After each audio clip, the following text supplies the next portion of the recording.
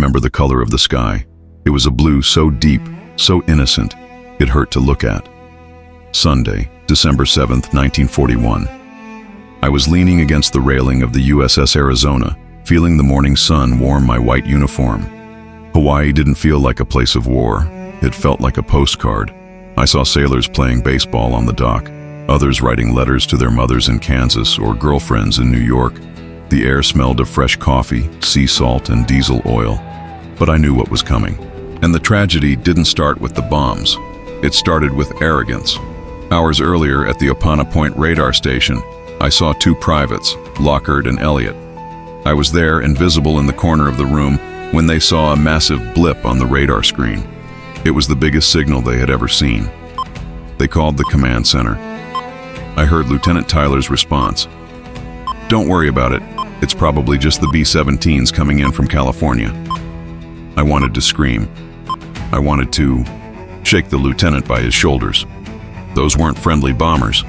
They were 353 planes of the Imperial Japanese Navy, carrying death on their wings. But I am a chronicler. I cannot interfere. I can only watch the catastrophe unfold. The first sound wasn't an explosion. It was the scream of engines. I looked up and saw the sun reflecting off the cockpit glass. They were flying so low that I saw the face of the lead pilot. He wore a white headband with the red sun disk. He didn't look like a monster. He looked like a focused professional. Then hell opened its doors. I saw the first torpedo hit the water. It didn't make a loud bang. It made a dull metallic thud. It raced under the water toward the USS Oklahoma. When it struck, the ship shuddered like a wounded animal. I saw men being tossed from the deck like rag dolls.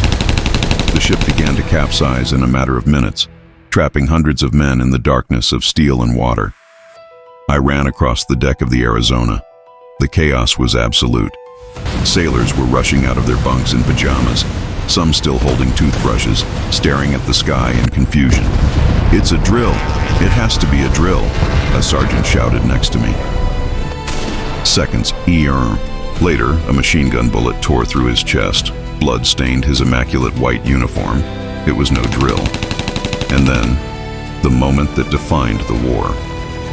I was near turret number 2 when an armor-piercing bomb dropped from a high-altitude bomber punched through the armored deck like it was paper.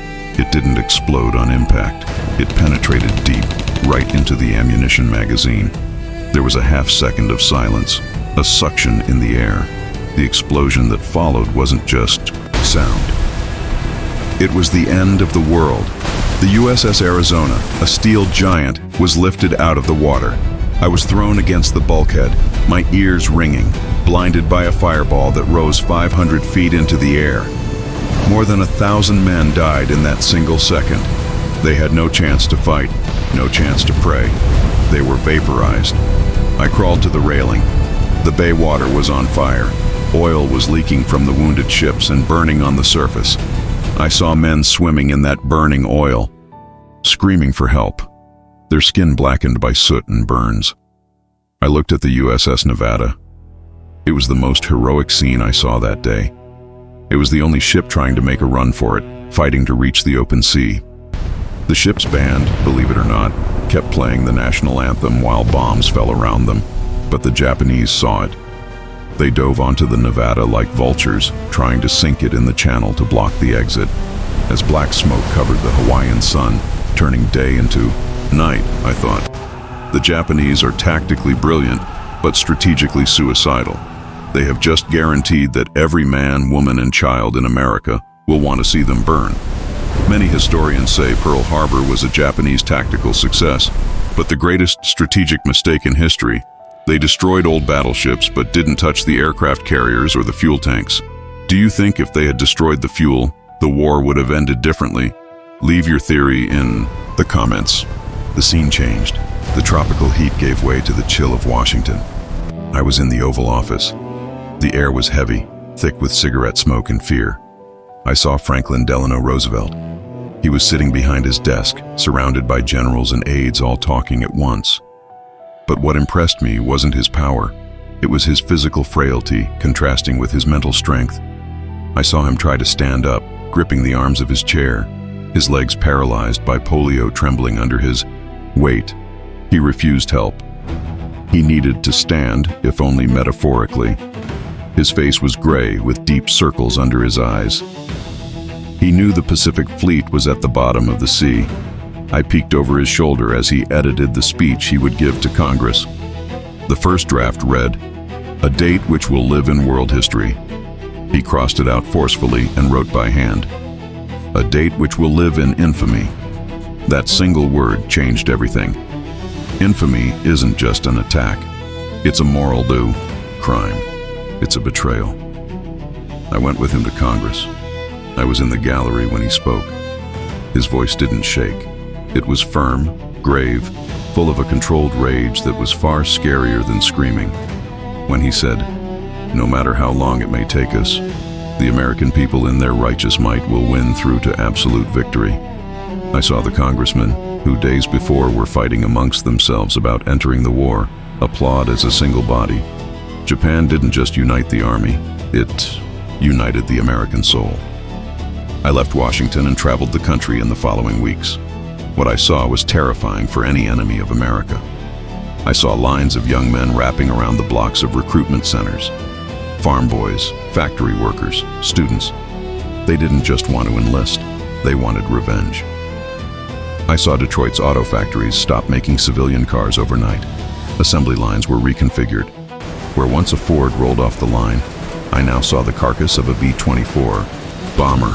I saw women, the famous Rosie the Riveters, taking over men's posts. They weren't just working, they were at war. Every rivet they drove into a plane's fuselage was driven with anger. I could feel it. Admiral Yamamoto, the architect of the Japanese attack, supposedly said, "I fear all we have done is to awaken a sleeping giant and fill him with a terrible resolve." I was there in Japan when the news of the victory at Pearl Harbor arrived. People celebrated in the streets of Tokyo, drunk with euphoria, but I saw Yamamoto's face. He wasn't smiling. He knew. He knew what I was seeing in American factories. He knew the math didn't add up. American mobilization was the greatest industrial feat in human history. In 4 years, they built more planes than the rest of the world combined. Do you think that today in the modern world any country could unite and produce like that again? Or are we too divided now? I want to hear your honest opinion. America needed a symbol. It needed to show that Japan was not untouchable. April 1942. I was on the deck of the aircraft carrier USS Hornet. The sea was rough, gray waves crashing against the hull. What I saw there defied physics. There were 16 B-25 Mitchell bombers on the deck. These were land-based planes, too big, too heavy to take off from a ship. I saw Lieutenant Colonel Jimmy Doolittle. He looked at the short runway, less than 500 feet. If he failed, he would drop into the sea and be crushed by the ship. I felt the tension. No one spoke. The first plane's engine roared. I saw Doolittle release the brakes. The plane ran, wobbling, looking too slow. When it reached the edge of the deck, it dipped, disappeared from view. My heart stopped. But then, it rose. Slow, heavy, but flying. I traveled with them to Tokyo. It wasn't a devastating attack like what would come later. It was just a few bombs. But I saw the faces of Japanese civilians down below. They looked up, at the sky in disbelief. The Emperor said we were invincible. He said no divine wind would allow the enemy to touch our sacred soil. Those bombs broke the myth of invincibility. I saw fear in the eyes of Japanese generals for the first time. They realized the ocean didn't protect them anymore. This forced Japan to attempt a decisive battle at Midway, months later. Gentlemen, and I was there too. We must execute I saw the exact moment the war turned. In 5 minutes. Just 5 fateful minutes. American dive. Bombers found the Japanese carriers with their decks full of fueled and armed planes. It was a massacre. I saw the Kaga, the Akagi, and the Soryu turn into floating torches, the pride of the Imperial Navy. The very ships that launched the attack on Pearl Harbor were now burning and sinking. I saw American pilots screaming with joy over the radio, but I also saw the water filled with Japanese sailors, young men who believed they were fighting for a living God, burning or drowning. The war in the Pacific had changed hands. From now on, America wouldn't be defending, it would be hunting, and the hunt would be merciless. We fast forward to 1945. The war at sea was won, but Japan refused to fall. They fought for every island, every cave, every inch. Iwo Jima and Okinawa were bloodbaths. America realized that invading Japan would cost 1 million lives, so the strategy changed. I saw the shift in General Curtis LeMay's eyes. He didn't just want to beat the army, he wanted to break the nation's spine. I was aboard a B-29 Super Fortress that March night. The mission name was Operation Meeting House. We were flying low, dangerously low, at just 5,000 feet. I saw when the bay doors opened. They weren't common explosive bombs. They were M69 napalm canisters. When they hit the ground, Tokyo lit up. I need you to understand the geography. Tokyo was a city of wood and rice paper, densely populated.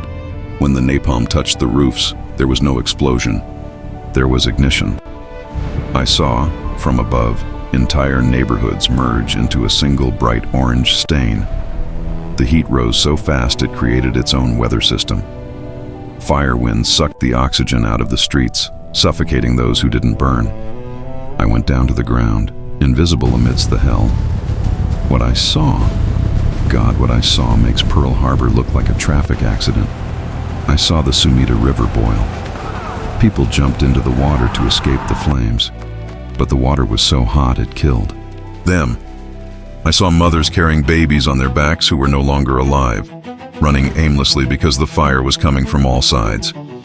The smell of burning flesh permeated everything, even inside the cockpits of the planes up above. American pilots were vomiting from the scent of death rising up. In that single night, 100,000 people died, more than in any other air raid in history, including the atomic bombs.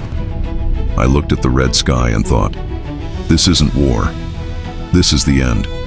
Times. America isn't just paying back Pearl Harbor anymore. It is wiping a civilization off the map. The firebombing of Tokyo is often forgotten because of Hiroshima, but it killed more people and was more painful. Do you think that in total war, anything goes to protect your own soldiers from a ground invasion? Or is there a line that should never be crossed? Comment, anything goes, or red line. 8:15 in the morning. The sky over Hiroshima was clear, a perfect blue. I was in the center of the city near the Aioi Bridge. People were going to work. I saw volunteers, including school children, clearing fire breaks in the streets. They were laughing. The war seemed distant that morning. I heard the hum of a single plane. I looked up. A silver B-29, shining in the sun.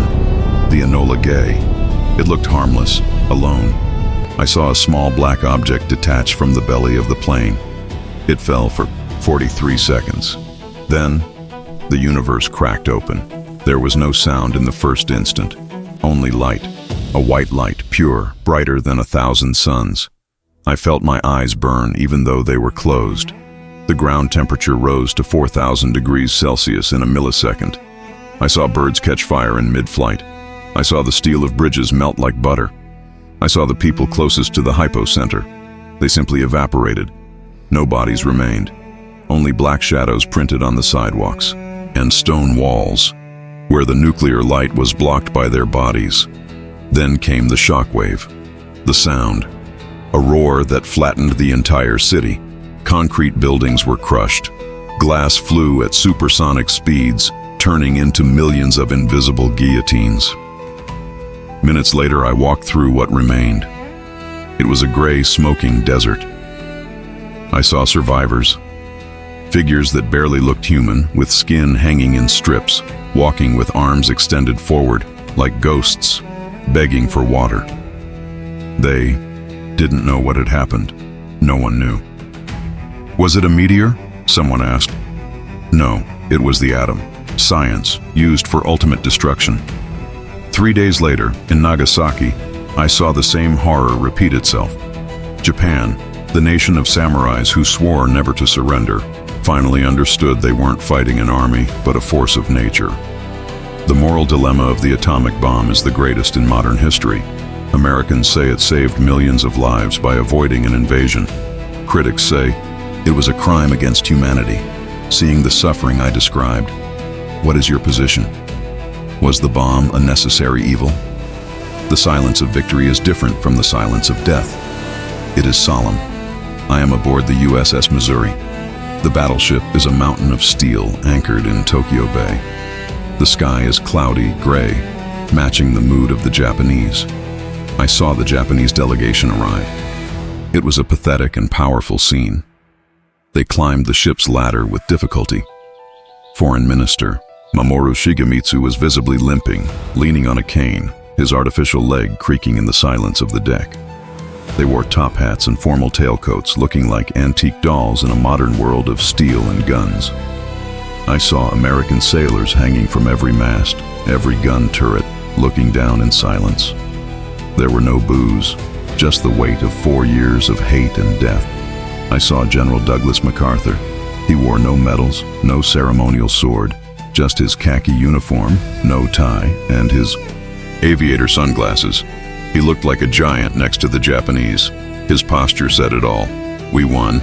You lost. It's over. When Shigemitsu signed the document, his hand shook so much he struggled to hold the pen. General Yoshijiro Umezu, representing the army, signed with anger, not even looking at the Americans. I was there, inches from the table. I heard their heavy breathing.